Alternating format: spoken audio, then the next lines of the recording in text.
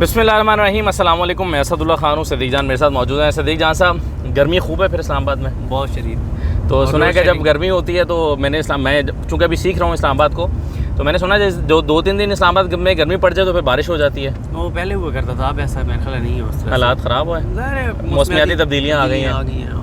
अच्छा, तो गर्मा गर्मी का फार्मूला और गर्मी का फार्मूला मुख्तलिफ है। देखिए, सियासी तौर पे भी मौसमियाती तब्दीलियाँ देखें ना, कोई तसव्वुर कर सकता था कि मरीम नवाज़ प्राइम मिनिस्टर ऑफिस में, प्राइम मिनिस्टर हाउस में आ जाएंगी? कोई तसव्वुर कर सकता था कि मरीम नवाज़ साहिबा जो है वो सिपह ये सब मौसमियाती तब्दीलियों का असर है। मरीम नवाज़ साहिबा सिपह सलार का दिफा करी होंगी। कोई तसव्वुर कर सकता था कि मरीम नवाज़ साहिबा ARY का माइक इसलिए उठवा देंगी कि ये इदारों पर हमला करते हैं ARY के एंकर्स, और सिपह सलार के खिलाफ बात करते हैं। और कोई सोच सकता था कि नजम सेठी साहब ये कहें कि देखें, इदारों के ख़िलाफ़ हमें बात नहीं करनी चाहिए, और ये जो फ्रीडम ऑफ स्पीच है ये एब्सोल्यूट नहीं है, इसमें रिस्ट्रिक्शंस भी होती हैं, तो ये इदारों को बदनाम नहीं करना चाहिए। कोई तसव्वुर कर सकता था कि हामिद मीर साहब जियो पर कहें कि देखें, ये हसास मौजूद है, इदारों के अंदरूनी मामलात पर हमें बात नहीं करनी चाहिए, हमें मोहतात होना चाहिए। ये फिर तो ये इसका मतलब है गर्मी और गर्मा गर्मी, इन दोनों का फार्मूला मिलता जुलता होता है। बिल्कुल। और अच्छा, अब ये जो गर्मा गर्मी हुई है अभी, इसके नतीजे में जो एक बाउंस बैक की हैं कुछ चीज़ें नून लीग के ऊपर। हाँ जी। अच्छा, उसकी अब वो अनएक्सपेक्टेड थी। मिसाल के तौर पे चलेंगे, महंगाई का तो उनको पता था कि जब हमने ये करना है, पेट्रोल बढ़ाना है और चीज़ें करनी है तो होगा। कुछ ऐसी कानून साजियाँ भी हो रही हैं। कल एक नोटिफिकेशन जारी किया, वो भी बाउंस बैक करके। लेकिन अब उसके लिए एक हिकमत अमली नई नून लीग ने बनाई है। वो ये कहना चाह रहे हैं कि जी शहबाज शरीफ साहब जो हैं ये सब कुछ कर रहे हैं, नवाज शरीफ साहब इससे अलग हैं, वो नहीं कर रहे।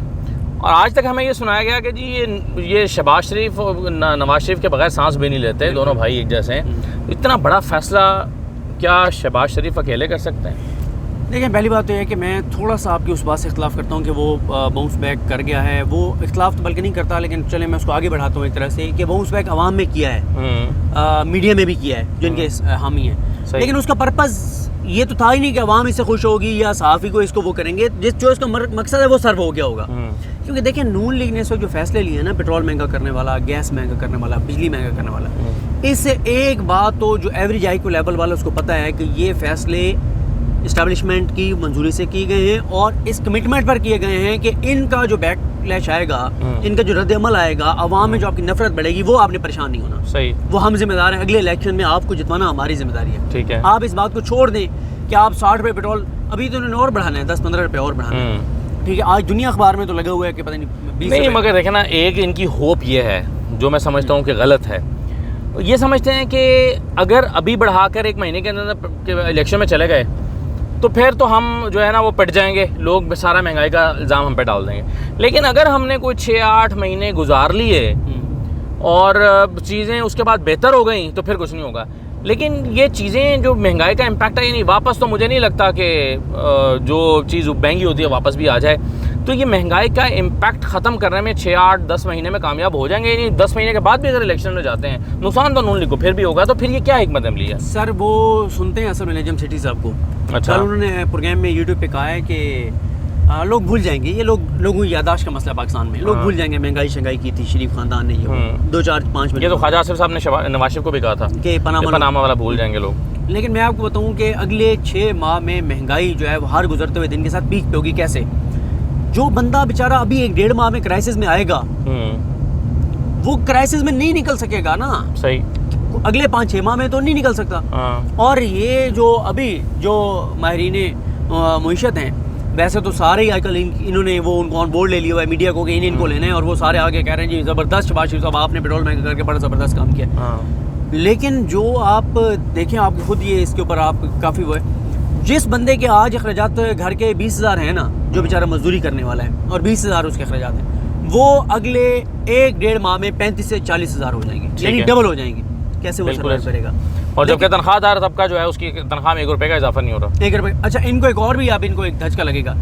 इमरान खान साहब ने ये प्लान किया हुआ था कि टैक्स कलेक्शन में इजाफा हुआ और ये सारी चीज़ें, उसका मंसूबा ये था कि पहले क्योंकि वो सरकारी मुलाजमीन का कोविड की वजह से तनख्वाह नहीं बढ़ा सके थे, उस तरह से तो उनका इस बार इरादा था कि 35% वो बढ़ाएंगे। क्या ये बढ़ाएंगे 35%? इनको तो अगर इमरान खान को काउंटर करना है तो इनको 50% बढ़ानी चाहिए।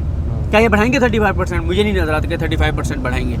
जो आपने एक बात की ना शुरू में कि ये इनकी हिकमत अमली अब क्या है, जब शहबाज शरीफ पिट गए, और मैंने तो इसको ये कहा कि नून लीग की ये सोने के अंडे देने वाली मुर्गी थी, जो कि बीमार होने लग गई है। यानी ये बेचने के लिए शहबाज शरीफ साबित है ना, गुड गवर्नेंस ये कर देते हैं, उंगली के इशारे से मुअत्तल कर देते हैं, बड़े अच्छे एडमिनिस्ट्रेटर हैं और मीडिया को साथ मिलाया हुआ था, ये मुअत्तल कर दिए, वो मुअत्तल कर दिए। लोगों को ये याद रहता था मुअत्तल कर दिया, आगे नहीं पता कि उसके बाद क्या हुआ है। मुअत्तल के बाद क्या हुआ है, उसे अच्छे उहदों पे बिठा देते थे और मीडिया को लगता था यार ये वो, मीडिया के साथ।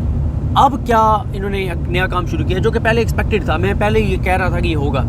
अब ये गेम नहीं शुरू कर दी गई है कि जी शहबाज शरीफ जो कुछ कर रहे हैं ना ये अपनी ज़ाती हैसियत में कर रहे हैं, मियाँ साहब को तो पता ही नहीं है। ये बिल्कुल उसी तरह से है जैसे हमारे कुछ सहाफ़ियों ने ये बनाया था, इन्वायरमेंट बनाया था कि मियाँ साहब तो ज़मानत के लिए अप्लाई नहीं करना चाहते। मियाँ साहब कहते हैं मैं पड़ा हूँ जेल में, डालो मुझे जेल में रखो।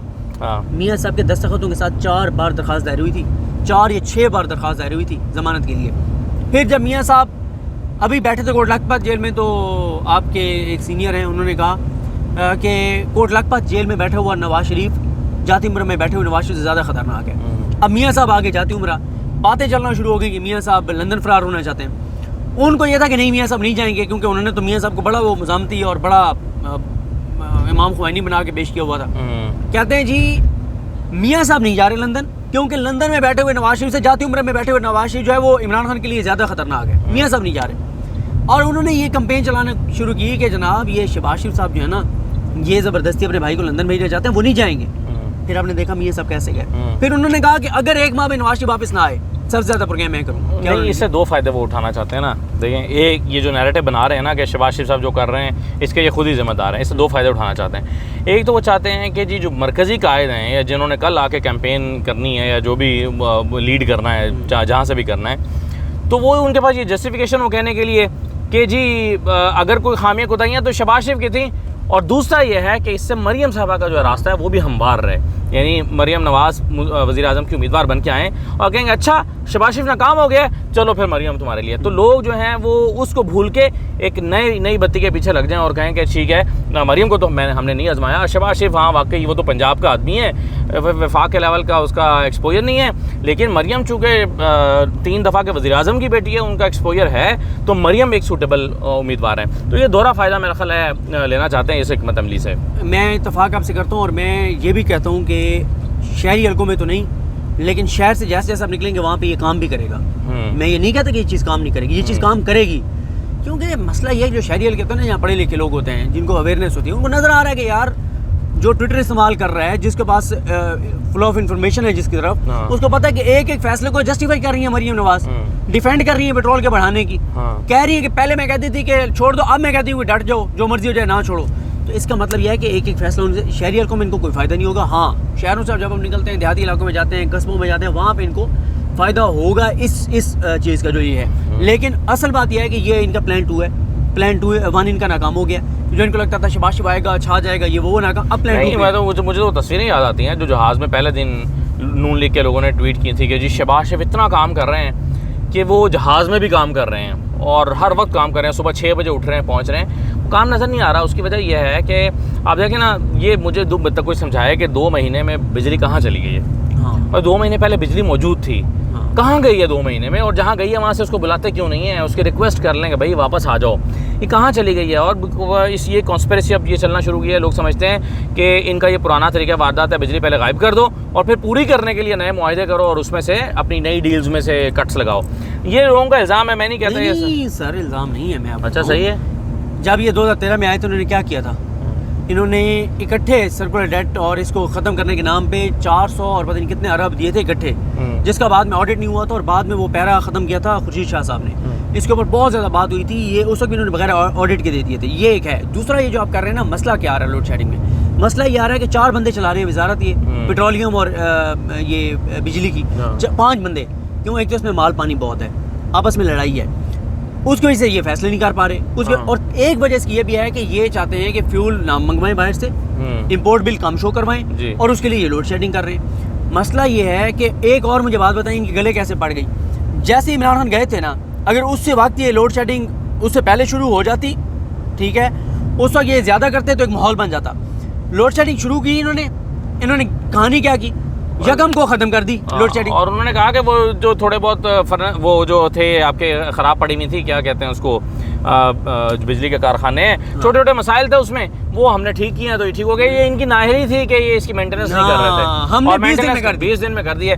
मरियम नवाज की मुझे ट्वीट याद है, उन्होंने पूछा था कि किसी के शहर में लोड शेडिंग तो नहीं हो रही, हाँ बिल्कुल ऐसे ही तो वो 2 दिन के लिए उन्होंने ख़त्म की थी। हाँ। तो भाई उसके बाद फिर ये कहाँ से पैदा हो गई, और ये इमरान खान के दौर में तो 3.5 साल में तो ये नहीं थी। सर बात यह है कि अगर खलीदा फारूकी साहब भी ये ट्वीट कर रही हैं कि इमरान खान के दौर में शहर इक़्तिदार में कम अज़ कम लोड शेडिंग नहीं थी, हाँ। तो हम तो चलो वैसे जहाँ मैं शिफ्ट हुआ यहाँ पर जिस दिन मैं आया हूँ उस दिन से शुरू हुई है।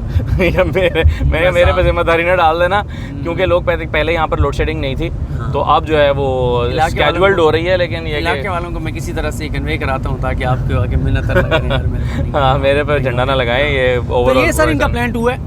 अब ये कहानी शुरू हो गई है कि जी जो नोटिफिकेशन हुआ है, जो ISI को एक रोल दे दिया गया है ट्रांसफ़र पोस्टिंग में, मियां नवाज शरीफ को तो पता ही नहीं है, शहबाज शरीफ कर रहे हैं। क्योंकि मसला ये है कि आपने वोट को इज्जत का बयानिया बनाया 3.5 साल, 3.5 साल भी नहीं, 2014 से आपने शुरू किया, 3.5 साल आपने इसको बहुत ज़्यादा वो किया, और एंड पे आके आपने वो सारा बयानिया प्लेट में रख के इमरान खान को दे दिया। आप इमरान खान को कहते थे कि वो सिलेक्टेड है, उससे वो ये काम तो उसने भी नहीं किया था, आपने कर दिया।